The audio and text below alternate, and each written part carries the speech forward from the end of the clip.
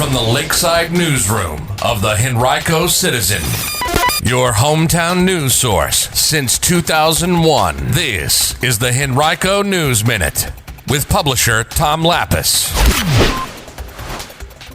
Henrico County has a partner for its planned detox center, and how you can learn more about the proposed bond referendum coming up this November. We'll tell you about it in today's Henrico News Minute. It's Tuesday, August 16th, 2022. It's brought to you today by the law firm of Barnes & Deal. And now for the news. County officials will host the first of several planned community meetings about Henrico's 2022 bond referendum. On August 17th, it will happen at 6 p.m. at the Eastern Henrico Recreation Center. The meeting will provide an overview of the referendum and how it would provide nearly $511.4 million in improvements to schools, parks, firehouses, and other county facilities. Now, the referendum will appear as 4 separate questions on the November 8th ballot. Each project category, schools, recreation and parks, fire stations, and public safety facilities, as well as stormwater drainage, could pass or fail on their own. Voters will be able to cast a yes or no vote for each one. A simple majority will authorize the county to contract debt and issue its general obligation bonds to fund the projects. County officials are proposing to pay off the bonds without increasing tax rates. Henrico County officials have their partner for a new detox center that's planned in Eastern Henrico. The county has selected Pinnacle Rehabilitation Network, LLC, to operate the new facility after the county funds the majority of its construction costs. The Board of Supervisors has appropriated $12 million for construction, and an additional $1 million will come from federal funding secured by U.S. Representative Abigail Spanberger. The center will be built in Eastern Henrico on about 20 acres of land at the Eastern Government Center. It will include 30 patient rooms, 15 of which will be reserved for Henrico patients.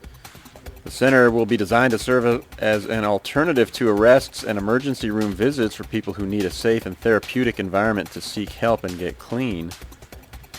The county is dedicating 24 months to design, construct, and open the facility, and then hand off operation of it to Pinnacle, a national company that has 13 other locations in Virginia. A 22-year-old Henrico man is facing a number of charges related to a series of attempted larcenies last week in the area of Worcester Woods Court. Jonathan Andres Aceves faces a variety of charges, including burglary, grand larceny, and destruction of vehicles. Officers were called to the 7900 block of Worcester Woods Court August 8th after a victim reported an attempted larceny and provided surveillance footage of the suspect, who was shown attempting to open the front doors of multiple homes and parked vehicles. In one instance, the suspect did gain entry into a home. Police identified Aceves as a suspect, and he took him into custody August 11th. He's being held at the Henrico jail. Henrico Police have arrested a juvenile male on an involuntary manslaughter charge related to the May 19th murder of a 24-year-old man in the 3800 block of Belmont Street near Richmond Raceway. The victim, Deontay Darren Price, was shot at about 9:30 p.m. that day and taken in a personal vehicle to a hospital where he was pronounced dead.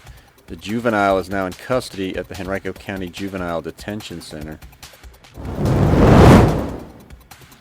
About 72% of young people in Metro Richmond remain in the area a decade later as young adults, according to a U.S. Census Bureau analysis. The data tracked census, survey, and tax data for people born between 1984 and 1992, analyzing their locations at ages 16 and 26. A slightly smaller percentage of all young adults in the Metro Richmond region, 67%, grew up here, according to the study. The findings show that an average young adult who had grown up in the region moved about 150 miles away. That's about 32 miles below the national average. Well, U.S. Congressman Donald McEachin of the 4th District has a simple message for his challenger, Leon Benjamin. Acknowledge that the 2020 election results were legitimate, or there will be no debates. Benjamin has asked McEachin, a Democrat, for 2 debates, one that would be organized by each candidate's campaign. But in a letter yesterday, McEachin sent to Benjamin. He said that while he's open to the debates, they won't happen until Benjamin recants his claims that McEachin's victory 2 years ago over Benjamin by more than 90,000 votes and President Joe Biden's win the same year were fraudulent. McEachin told Benjamin that facts and elections must be trusted in order for democracy to survive. Today's Henrico News Minute has been brought to you by Barnes & Deal. Barnes & Deal has emerged as a highly respected family law firm over the past 3 decades with the resources, skills, and experience necessary to handle high-asset divorces and other complex family law matters across Virginia. To learn more, visit barnesfamilylaw.com, that's B-A-R-N-E-S, or call 796-1000.